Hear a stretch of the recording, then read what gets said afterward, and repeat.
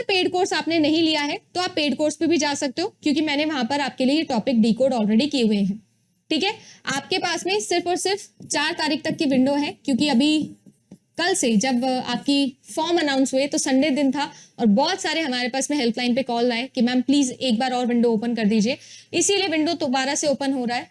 अगर आप लेना चाहो, पेपर 1 की प्राइस आपके सामने है, ठीक है ना। और मैं ये भी बता दूं कि 10% डिस्काउंट भी आप लोगों को मिलेगा, ठीक है, अभी क्योंकि गांधी जयंती है, तो इसी बिहाफ पर लास्ट टाइम है, फाइनल आपकी अपॉर्चुनिटी है। अगर आप पेपर 1 लेना चाहते हो जिसमें आपको पीडीएफ मिलेगी क्लासेस की और 2022 के और 23 के सॉल्यूशन मिलेंगे, तो ये सारी चीजें मिलेगी वीडियो कोर्सेज के साथ में।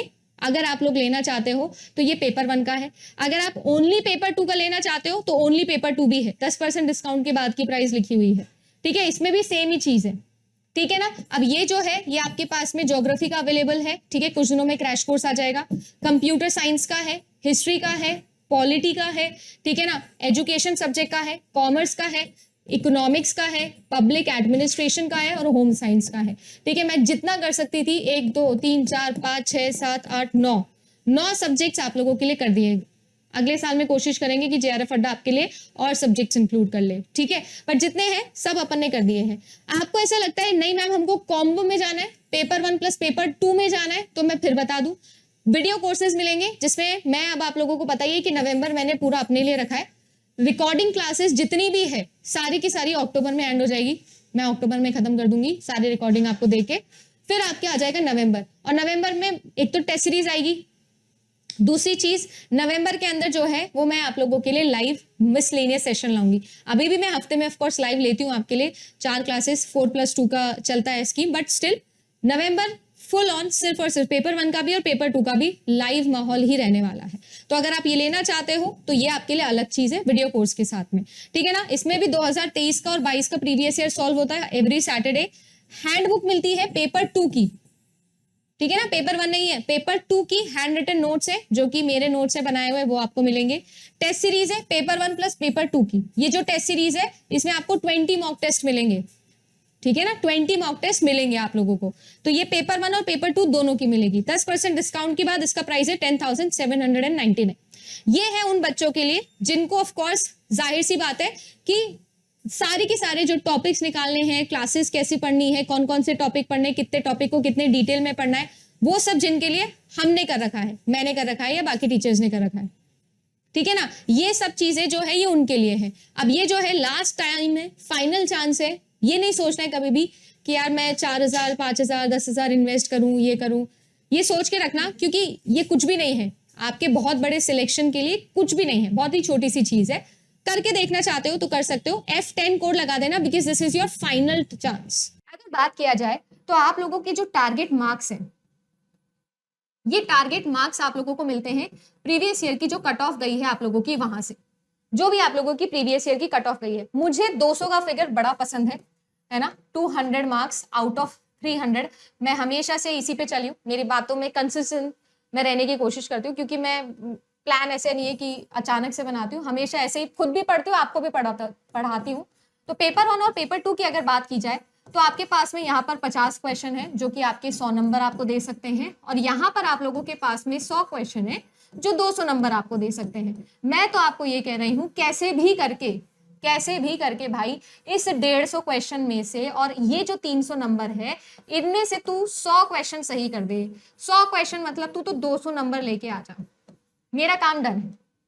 मुझे ऐसा लगता है कि इतना नंबर अगर आप लेके आ सकते हो तो आप एक सेफ पोजीशन में हो। जेआरएफ नहीं तो नेट में तो हो।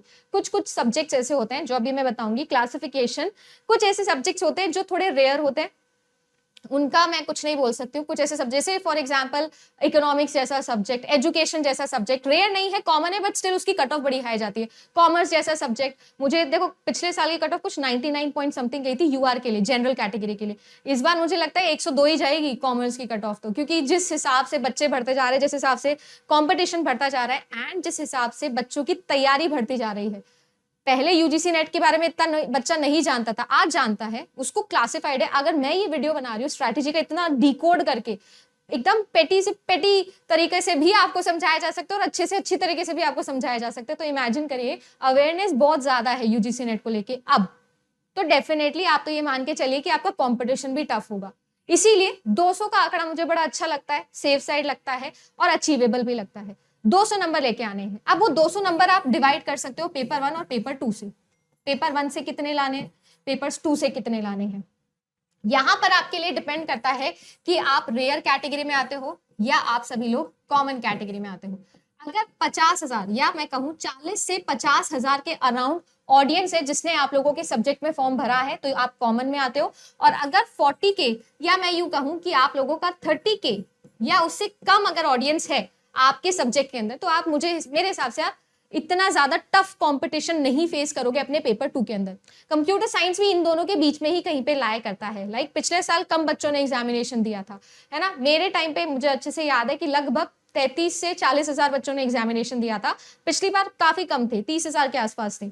और commerce, political science, history, education, ऐसे जो भी सब्जेक्ट्स होते हैं वो सब कॉमन सब्जेक्ट्स है, बड़े ज्यादा ऑडियंस उसके अंदर होते हैं। कॉमर्स में सबसे ज्यादा लगभग 1 से 1.5 लाख लोग बच्चे फॉर्म भरते हैं, क्योंकि ऑब्वियसली करते भी बहुत सारे लोग हैं कॉमर्स में पोस्ट ग्रेजुएशन। रेयर के अंदर ही आते हैं आपके उर्दू जैसे सब्जेक्ट्स, है ना, आपकी जो भी लैंग्वेजेस हैं, बोर्डो जैसे सब्जेक्ट। मैं कहने का मतलब ये है कि रेयर से कॉमन, ये 2 डिफरेंशिएशन आपको निकालने हैं। जो भी सब्जेक्ट आप लोगों के लिए रेयर होता है, जैसे मान लो लैंग्वेजेस मैंने बोला, उर्दू, बोडो, फलाना ढिमकाना, ये सब मैंने बोला। ये जो सब्जेक्ट्स हैं, इन सब्जेक्ट के अंदर पेपर 2 का नहीं, पेपर 1 का वेटेज ज्यादा है, पेपर 1 का कंपटीशन ज्यादा है। क्योंकि आप इमेजिन कर लो 10 बच्चों ने फॉर्म फिल किया, उसमें से 2 उर्दू के हैं, उर्दू वाले 2 ही हैं, पर पेपर 1 वाले पूरे 10 हैं। तो कंपटीशन जो आपका बढ़ाता है वो पेपर 1 है। इसीलिए आपने कई बार सुना होगा, इस बहुत सारे बच्चे भी ये बोलते हैं, बहुत सारे एजुकेटर्स भी ये बोलते हैं, जेआरएफ जो है वो आपको पेपर 1 करवाता है। क्यों करवाता है? आई होप कि आपको समझ में आया। अगर 9 लाख लोगों ने फॉर्म फिल किया है तो 9 लाख से 9 लाख का कंपटीशन होगा पेपर 1 में। यानी कि अगर यूजीसी नेट कैटेगरी के पास में एक कंटेनर है, उस कंटेनर के अंदर एनटीए क्या करता है, अपने क्वेश्चंस को लिखता है फॉर पेपर 1। ऐसे ही कंटेनर होगा फॉर पेपर 2 क्वेश्चंस। इमेजिन करना, यहां पर ये वाला जो कंटेनर है, this is common and this is open for all categories, for all 83 subjects, paper 1। तो यहां से ही क्वेश्चन सारे निकल के जाएंगे उन 83 के 83 सब्जेक्ट्स के लिए, जो भी 35 से 37 शिफ्ट्स के अंदर आप लोगों का एग्जाम होता है, सब में, क्योंकि सबके लिए कॉमन है। पर पेपर 2 ऐसा नहीं है। आई होप समझ में आ रहा होगा कि पेपर 1 और पेपर 2 का वेटेज आप अपने सब्जेक्ट के अकॉर्डिंग कैसे बना सकते हो। अब 83 के 83 सब्जेक्ट्स का मैं पेपर 1 और पेपर 2 वेटेज तो नहीं बता सकती। हाँ, बस मैं आपकी ये मदद कर रही हूँ कि कैसे आप अपना डिसाइड कर सकते हो। जिनका कॉमर्स जैसा सब्जेक्ट है, या जिनका पॉलिटिकल साइंस या हिस्ट्री या एजुकेशन, ऐसा जिनका सब्जेक्ट है, जिनका पेपर 2 काफी कॉमन है, काफी ज्यादा ऑडियंस है, तो वो ये मान के चलिएगा कि यहाँ पर 50-50 वेटेज आपको देना पड़ेगा, है ना। आप ऐसा नहीं कर सकते हो। रेयर वालों के लिए पेपर 1 बहुत ज्यादा इंपॉर्टेंट होता है और यही बच्चा अटकता है। ये तो फिर भी उसने पढ़ा होता है, ये उसने कभी नहीं पढ़ा हुआ होता है, तो यहां से ही कंपटीशन निकल के आता है। अब बात आ जाती है कि मैम अचीवेबल गोल कैसे बनाए। अचीवेबल गोल मेरा था 200 नंबर। 200 नंबर के लिए बहुत सारे परम्यूटेशंस एंड कॉम्बिनेशंस बन सकते हैं, जो मैंने कई बार आप लोगों को बताया है। जैसे पेपर 1 में 100 लेके आओ, पेपर 2 में भी 100 लेके आओ, पेपर 1 के अंदर 90 लेके आओ, पेपर 2 के अंदर 110 लेके आओ, इसके अंदर 80 लेके आओ, इसके अंदर 120 लेके आओ, इसके अंदर 70 लेके आओ, इसके अंदर 130 लेके आओ। इससे पीछे मैं नहीं जाना चाहूंगी, क्योंकि मेरा सेफ टारगेट मुझे पता है, जो कि ये है। मैं कभी भी किसी भी बच्चे को ये नहीं बोलती हूँ कि तू पेपर 1 में 100 में से 100 लाएगा।